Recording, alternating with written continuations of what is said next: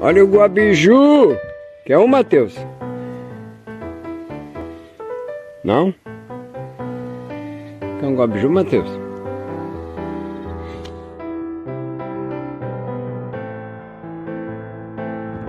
E esse vento na gruta, hein, Matheus?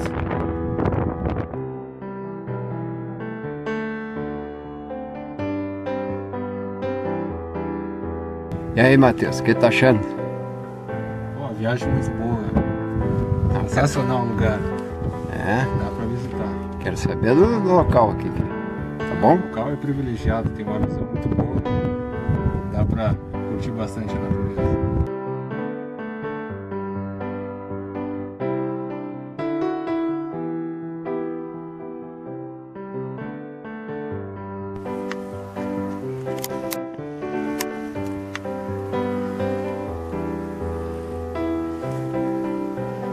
Matheus deixando seu registro